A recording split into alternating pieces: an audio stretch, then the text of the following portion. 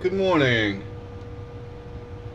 I have a great solution for stained glass bookends, how to anchor the stained glass into the wood frames. Right. Just wanted to show a few that I make, the patterns. I make the sunflowers, cat, celestial, art deco, a butterfly, and a Christmas tree. For now, I will be working on more. But the question came up, what's the best way to anchor the bookends into the slot? And being in the glass business industry, there's a product called window mastic, and what that is it's a butyl, and it comes in rolls of 30 feet, I forget. Um, what you do is you peel off a little piece, roughly 2-3 inches, and that's all you really need. And the butyl or mastic is roughly 3/4 of an inch thick. What you do is you pull it like bubble gum. It's very tacky. It doesn't dry. It doesn't become brittle or permanent. You pull it out like bubble gum, and you spin it up if you want, and lay it down in the corner of the bookend. Down in here.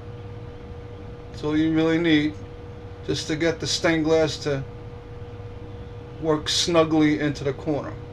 You can put a little tiny tab on the top if you want, and on the bottom. And again, the mastic butyl, it's pliable. It can be removed, but it's very sticky, so it'll hold it in without using a strong adhesive like a silicone, which once you put the bookend, your stained glass into the wood with the silicone, it's pretty much permanent. You can't take it out.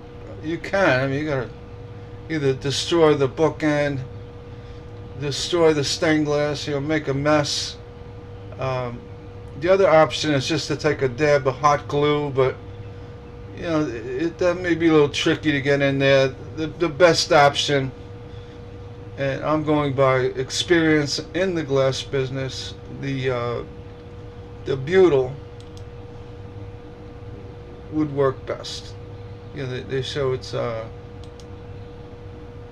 3/4 by 30-foot rolls. It's strong. It doesn't, like I said, it stays pliable. You could stretch it out. You don't have to use 3/4 of an inch thick. You can stretch it to at half the size, and just a little bit in the corner, at the top and the bottom.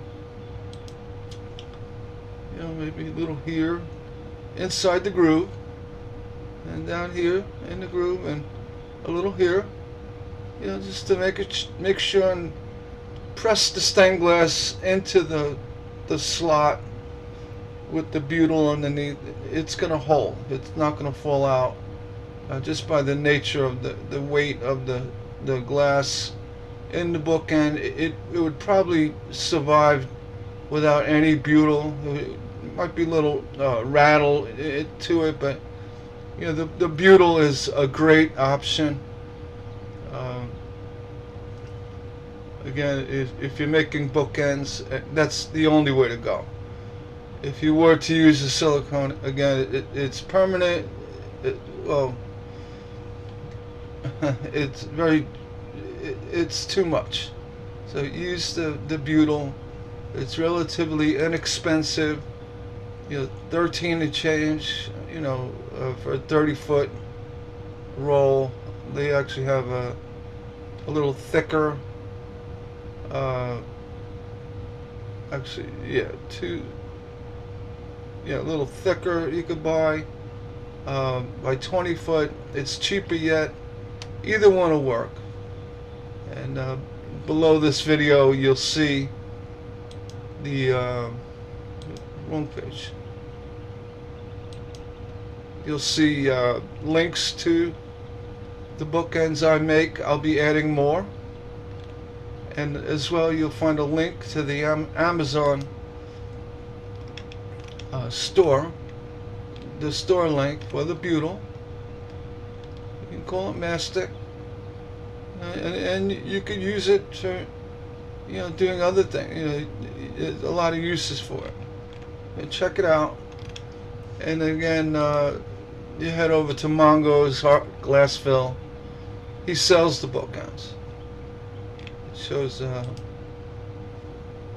with the groove for the stained glass. These are 4.5 by 6.5 inch grooves. And visit Guy. He's got a very reasonably priced, $12 for I guess that's for a pair. Bookend clear.